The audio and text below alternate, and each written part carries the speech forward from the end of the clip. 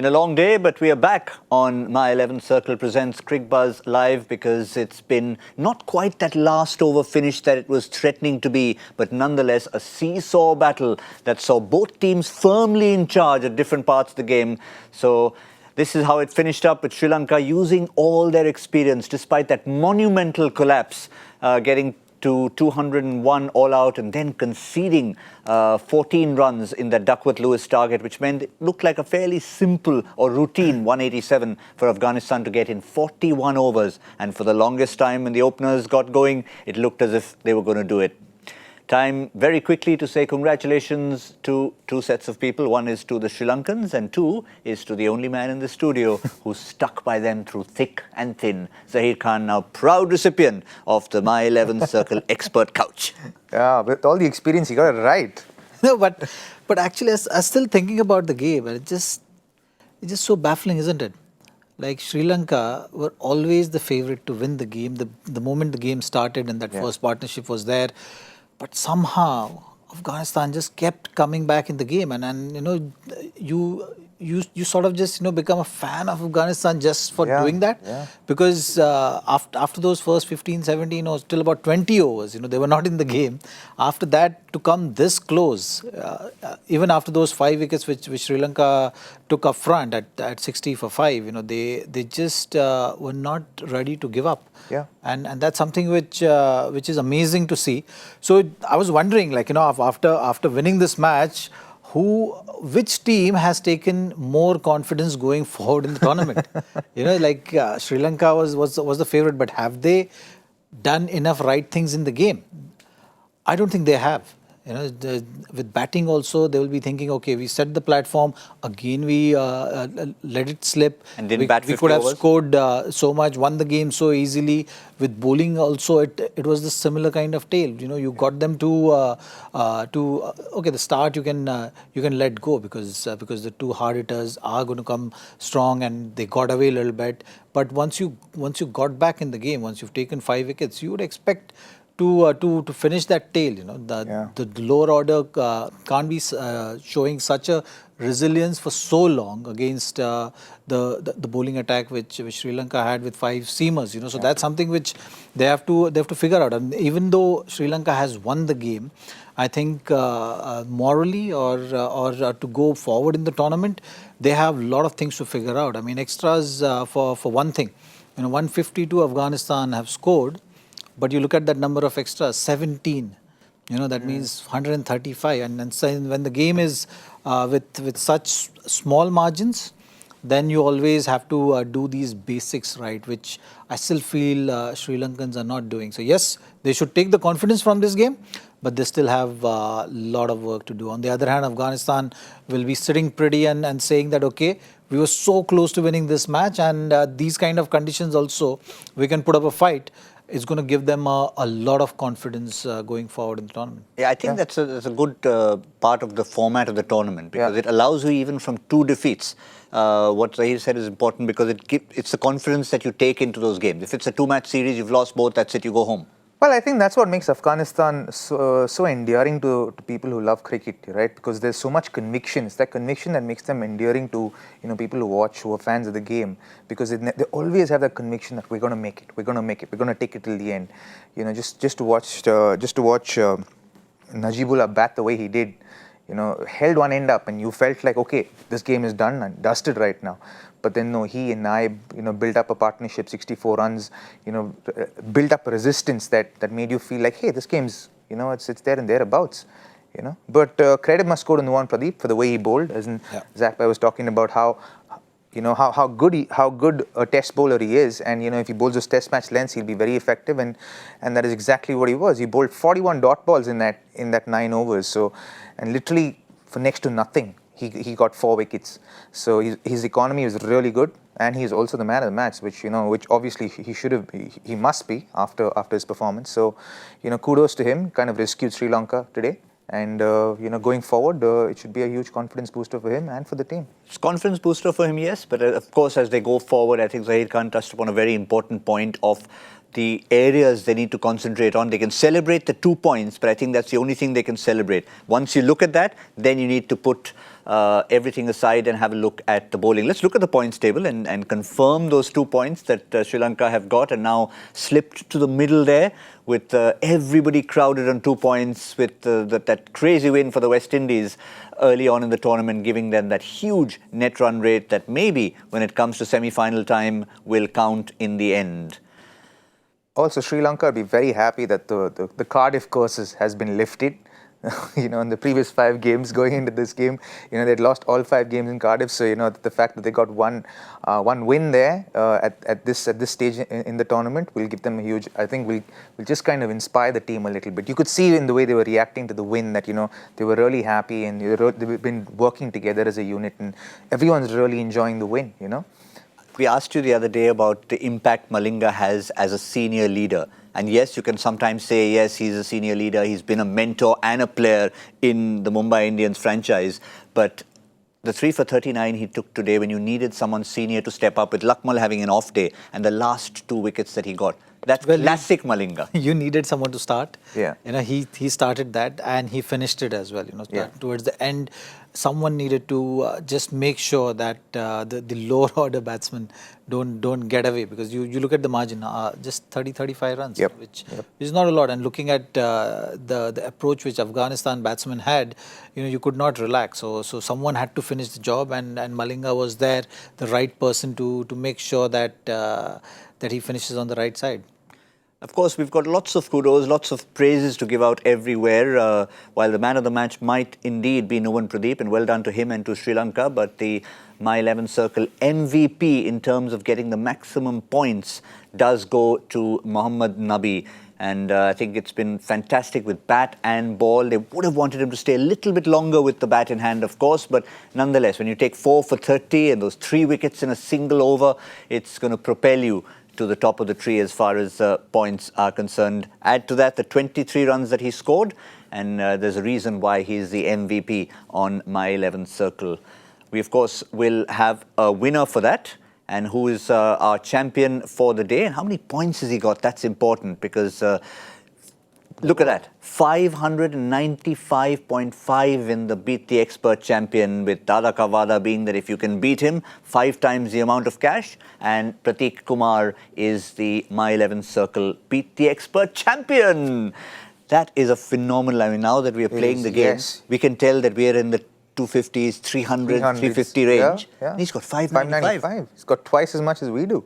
And 5 times the amount of cash. So you are the amateurs, he's the pro. He's definitely absolutely. the pro. Yeah, he's definitely the pro. I'm trying to get to the mind games of all of this now. How do you figure out how many players to have? I don't think 7 and 4 is a good combination to go with. I think you have to go 6 and 5, and that's, I think that's how you kind of get the best out of both teams, So if you go top heavy with just one side, you may not get as many points as you think you would get. Well, that's wrapping up as far as this particular game is concerned, but this World Cup is relentless. Just when you think you've just taken a little bit of ease from the entertainment, there's more going to hit you. And the one we've been building up to, in fact, there's 2 games tomorrow, but let's first figure out the first one. The eagerly awaited one from the Rose Bowl in Southampton, South Africa against India. Well, you can say it's a depleted South Africa against India, but nonetheless, they might have a squad of 12 to choose from, but they will actually be able to put 11 on the park, and that's what matters. And I think that's pretty much the kind of mentality Faf du Plessis is coming with. Never mind the injuries, never mind the loss of Ngidi and Steyn, and Amla was sort of struggling with an injury, but he's now back. But the fact is that they'll be looking at the fact, yes, we've got 11 on the park. I mean, what else happens, we'll look at the next game. Look, no matter what, you don't want to be playing South Africa when they've already lost 2 matches. Because that team has got the potential to win matches. It's a solid team. Yes, they're facing some issues. They're facing some challenges at the moment with having lost 2 games and some players being injured and big players have been gone. So that's something which they have to deal with. But sometimes these kind of situations just kind of gets you going, because the remaining players, the core group of the team, the likes of Faf, Quinton de Kock, Miller, Amla, they will be looking to take more responsibility. Rabada also, for that matter, they know that the players who are forming the core of that team need to take more responsibility, and that will bring out the best in them. So from that point of view, I'll be wary of South Africa. If I'm an Indian fan at the moment, I'll hope that the Indian team goes out there on the field with that kind of approach, and make sure that they kickstart this tournament well, because like I've always been saying, India is starting behind in this World Cup. Yep. After a week to start the World Cup, you already look at that point table. India doesn't want to be there. But even if you're winning matches, it's gonna be that kind of a scenario. So yes, India will have games in hand, but in terms of points table, that points table pressure in these big tournaments at times play a huge role. So it's important that India win those first couple of matches, and they're not going to be easy ones either. Yeah, they're playing big guns to start the tournament with. So South Africa, make sure you win that first one. Yep. Yes, there you go. Just have a look at that schedule, and that's how India start, with South Africa, Australia, multiple world champions, New Zealand, perennially always in the semi-finals, the ultimate rivalry with Pakistan. I'm not saying Afghanistan's easy, but if you have to really rank them, those four would be among the tougher games, with really the England clash, the only one that's separated from these ones. And Robin, we were having a discussion off air, in a sense, just trying to wonder, if you had to choose your own schedule, what would it be like? And obviously, there's no perfect schedule, but I think India would maybe have eased one of these four matches out and put in a relatively easier one in there if they had to choose. Well, not necessarily. If you look, I think mentally, I think India's an extremely strong side mentally, and so they know that they're going in as favourites, if not the second favourites. So, but going into this tournament, if you look at the schedule, they've got a lot of gap between matches, and so that gives them enough rest to go in a game being mentally and physically fresh. So there's a lot of gap between games. I think the closest games are the 13th and the 16th game, but outside of that, there's a healthy gap between games where they can recover physically. But I also think them starting tomorrow gives them an idea of how everybody else is playing under different conditions in different parts of UK. So they get information about conditions, they get information about where teams are playing, how are they playing, what are they playing, what are their combinations. So they get a lot of information that they have before they go into the first game, or before they even go into the tournament. So in that sense, it's an advantage. But as fans, you obviously want to see them earlier in the tournament. You want to see them playing earlier in the tournament. But having said that, I was listening to Virat Kohli's press conference today, and he was talking about how he wants to approach this game with enough respect for the opposition and focusing on our strengths as a team. And I think that's a beautiful way to go. I think, irrespective of how depleted or South Africa are as a unit today, they are going to be injured. And they're going to come out all guns blazing, because they've got nothing to lose, right? The 11 players going out there will really want to come out there and make an impact in that game. So I think they'll have clarity that they're going to be a batting heavy unit. So they probably like to chase down a score. So I think that could be going on in their head as well as a batting unit, and that gives all the batsmen within that group to take a little more responsibility and really not put too much pressure on the bowlers. Let's have a look at that lineup there, and probably selects itself really. We have no clarity in terms of Biran Hendrick's availability, but certainly Hashim Amla coming back will be walking into the side, so that could be at the expense of David Miller possibly. And the other one that will have to force himself in is Lungi Gideon. So therefore, Dwayne Pretorius or Tabraiz Shamsi against India, possibly Pretorius. Depending on the condition as well. If we have to go by some of the talks which was going around Rose Ball, Southampton, the wicket might be favouring spin a bit, so they might go with Shamsi. If they have to bring in Amla, they'll have to take a call between David Miller and Rassie van der Dussen. So those are the options which they have. Apart from that, I think they don't have many options. If Biran Hendricks is not going to be reaching there, so you just have 13 to pick from. So that's something which South Africa will be planning for tomorrow's game. Like I said, the talks will be more around taking the big players taking more responsibility going forward.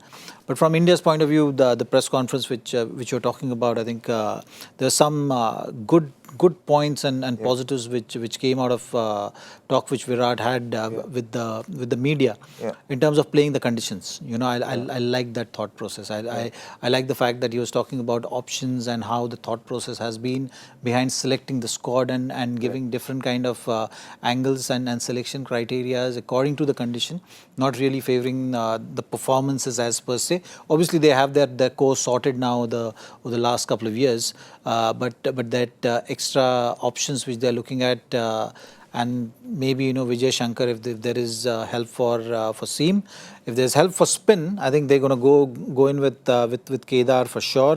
It'll be interesting to see how they go on about the wrist spinners.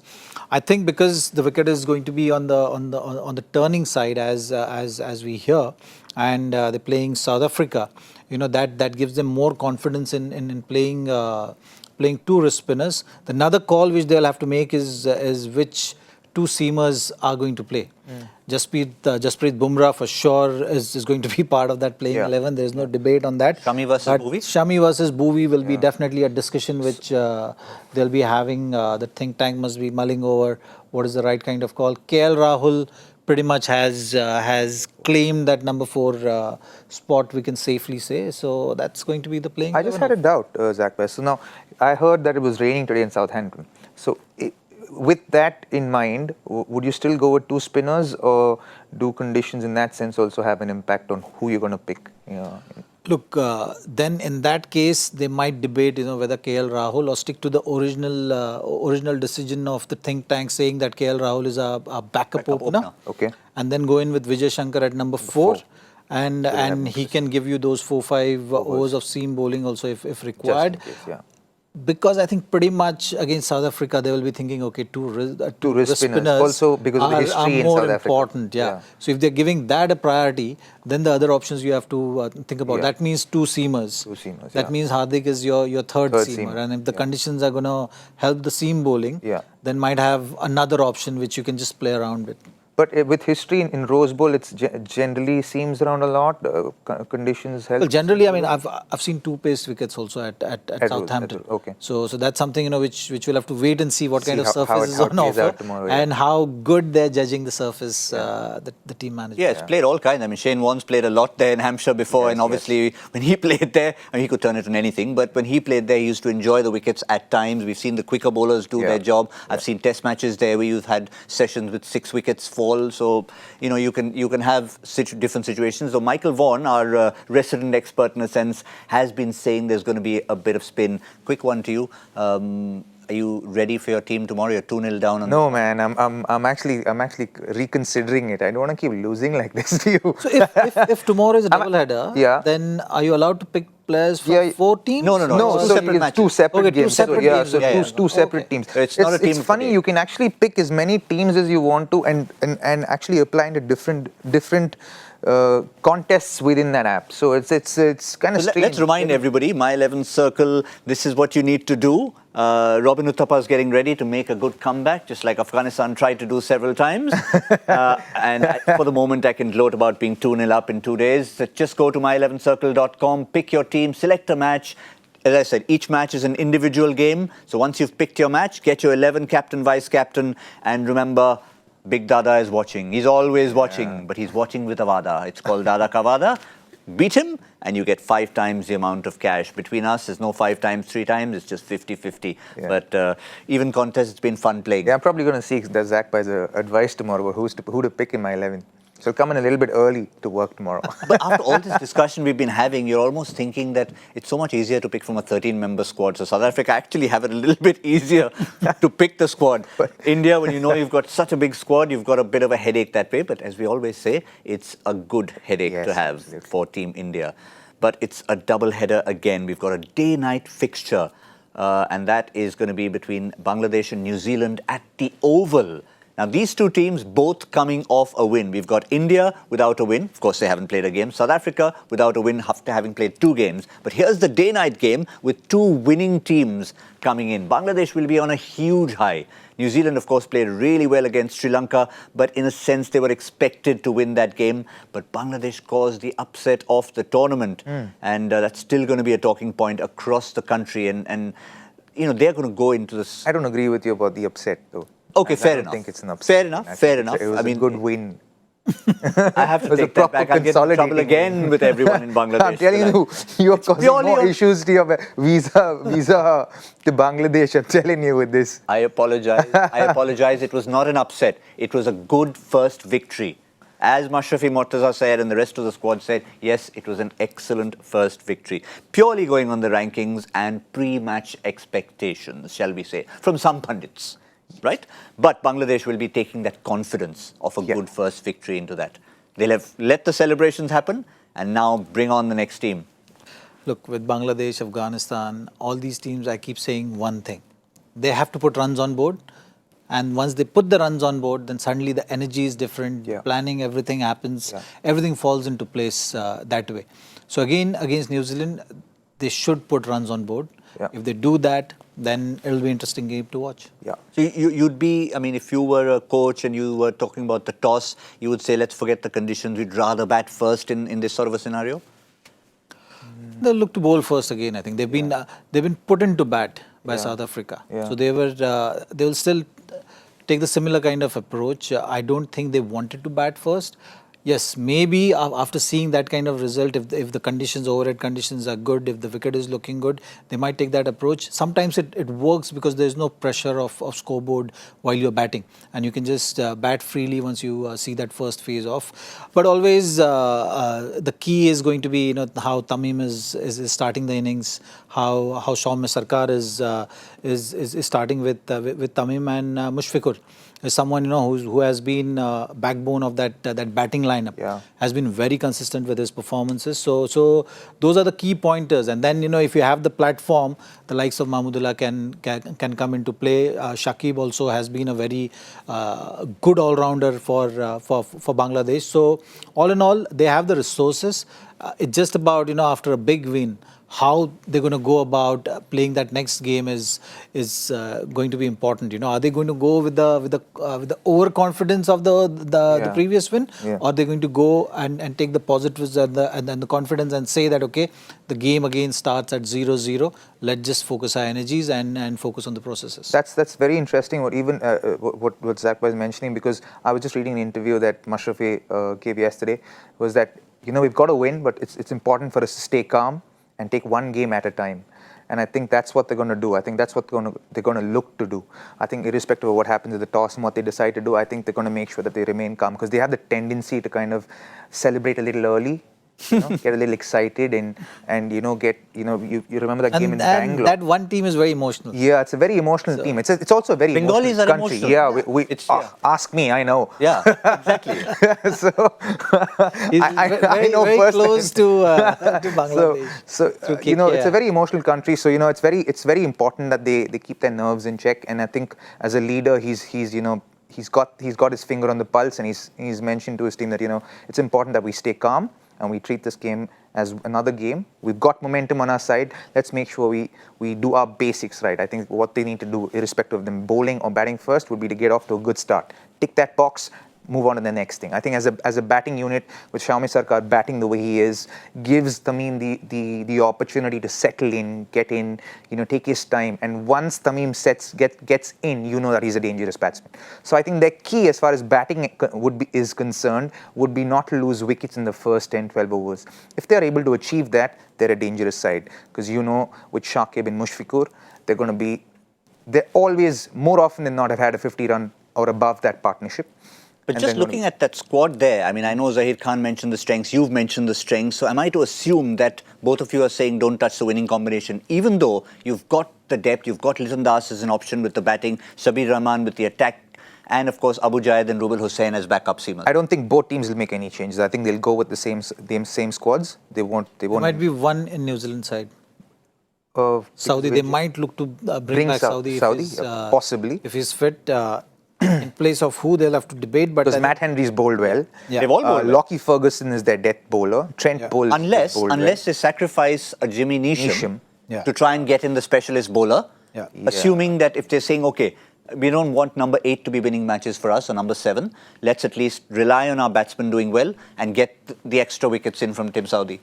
I mean, Saudi can bat. Saudi can bat. But If he's don't fit know. and available. If he's fit, also. If he's not fit, then there's no discussion. They'll go in with the same playing That's 11. right, yeah. But Guptill and Munro have been looking good, so that's They've been something looking which will so be good. interesting to see what Bangladesh does in terms of tactics. Yeah. They might bring in Shakib to start with, because he was really slow. Yeah. Even though they've been Mehdi starting Hassan with as well. Mehdi Hassan, but I think for this game they might look to change that tactic. But New Zealand is looking settled as well, overall. I think Kane Williamson, as always, is going to be a key member of that batting lineup to anchor the innings. The experience of Ross Taylor is always going to be handy because that way Bangladesh is spin dominant. Yeah. So to counter that, you need experience of Ross Taylor as well to make sure that the platform for the back end is set. The bowling pretty much balanced that way.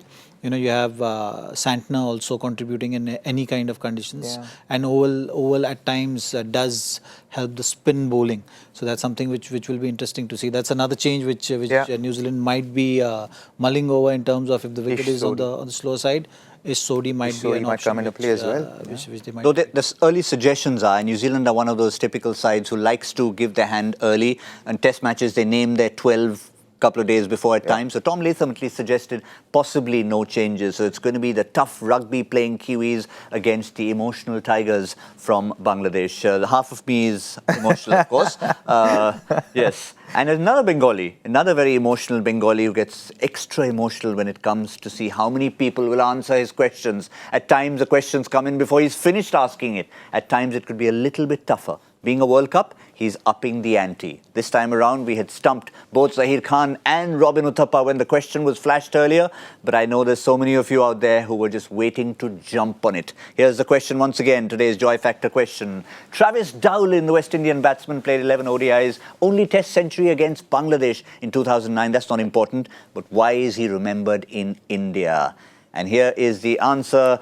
MS Dhoni's only ODI wicket, 2009 Champions Trophy at the Wanderers in Johannesburg, when MSD was so keen. It was not one of India's greatest tournaments to remember, but when they went to that particular game against the West Indies, MSD said, I do it every day in training. I bowl my heart out. Can I please have the ball in hand? And he bowled and he got Travis Dowlin out. Yeah. One thing is for sure, Joyda has decided that this is going to be MS Dhoni's World Cup.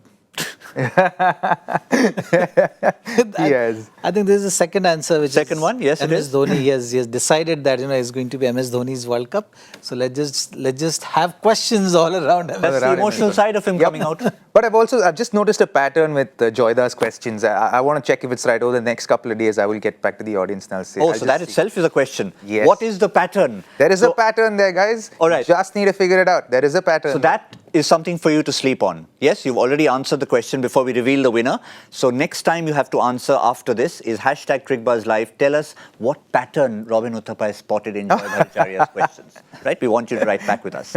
Now, let's reveal the winner of today's question. Who knew that Travis Dowlin was MSD's only wicket? Many of you, but it was a Chennai boy. How obvious it was. Yes, the man from Chennai. Yeah, he's incidentally from Ranchi. That doesn't matter. But the man from Chennai, Vignesh Rajaram, knew that it was MSD's only ODI wicket. And it's a question that's often asked. But yes, we are going to be back with a huge squad tomorrow in Hindi and English.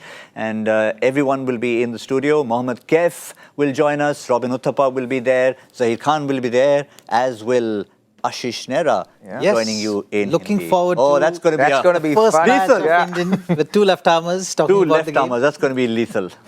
And Gaurav Kapoor will be with the two left-armers, and I'll be joined by Robin Uthappa and Mohammad Kaif. So we'll have lots of fun tomorrow, and hopefully the weather stays good for India versus South Africa at Southampton, and of course New Zealand versus Bangladesh, the emotional Bangladesh in London. Thank you to Zaheer Khan. Thank you to Robin Thank Uthappa. you. Pleasure, Thank you. GB. Thank you. It's been a long day. Get ready. Oh, it's time to wish everyone Eid Mubarak. Oh, Eid Mubarak. Yes, is absolutely. tomorrow morning. Eid Yeah. Mubarak, Right on Eid time. Mubarak to Everyone- everyone out there. I hope you had a great Ramadan fasting. Yes. Now enjoy the Eid tomorrow celebrations. Absolutely. So Eid Mubarak.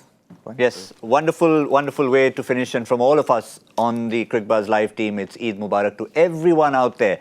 And yes, mutton biryani for lunch tomorrow, I guess beckons. But for now, let's think of a midnight snack as we say goodnight from My 11 Circle Presents Cricbuzz Live.